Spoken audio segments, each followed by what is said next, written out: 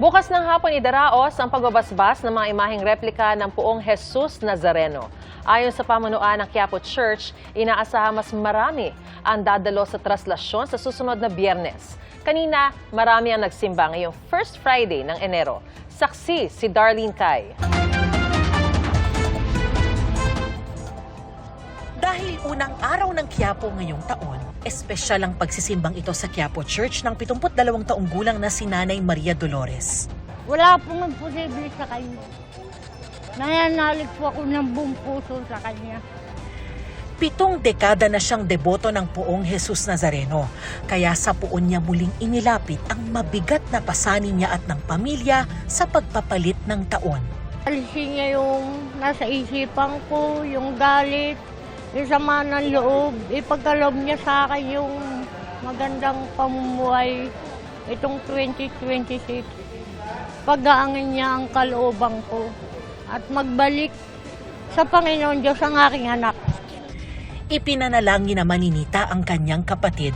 Ngayon po kasi yung ate ko nasa critical na kondisyon sa Pasig.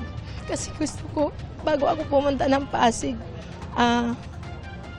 dala ko yung bas-bas na nawa makasurvive pa yung ate ko.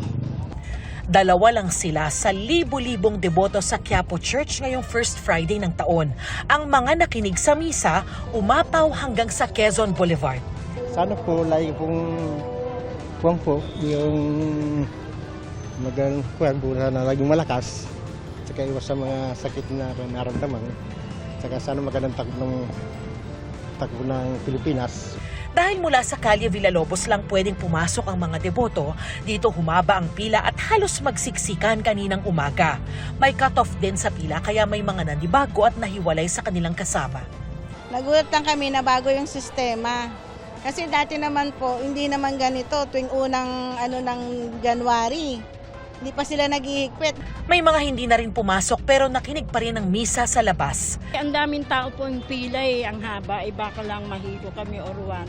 Kahit hindi ka naman pumasok sa loob at para yung nasa puso mo naman yung pagdarasal mo.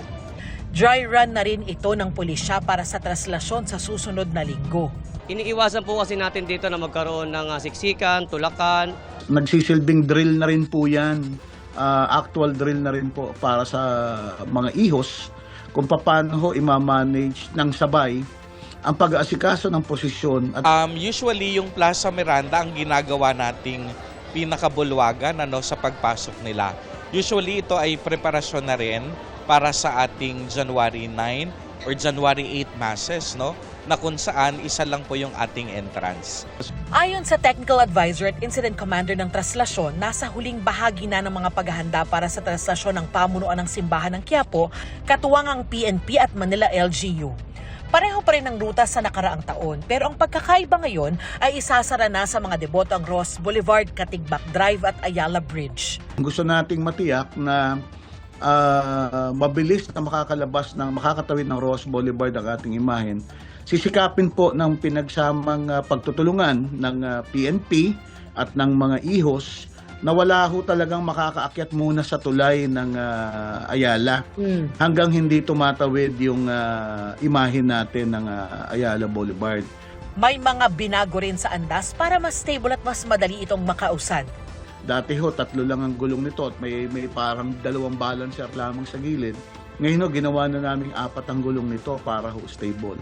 Dati ho, parang timonero lamang ng bangka ang nagtitimon, ang nagigiya sa andas. Ngayon ho, ginawa na namin itong manibela. Talagang literal na manibela ng sasakyan. Gaya ng nakaraang taon, bawal pa ring sumampas sa andas. Inaasahan ng pamunuan ng Quiapo Church na mas marami ang lalahok sa Traslasyon 2026 kumpara sa mahigit 8 milyong debotong sumali sa traslasyon noong nakaraang taon. Bukas ng hapon naman idaraos ang pagbabasbas sa mga imaheng replika ng Poong Jesus Nazareno. Gagawin ang pagbabasbas sa Quezon Boulevard Footbridge. Pansamantala itong isasarado sa publiko. Para sa GMA Integrated News, Darlene Cay ang inyong saksi. Mga kapuso, maging una sa saksi. Mag-subscribe sa GMA Integrated News sa YouTube para sa iba't ibang balita.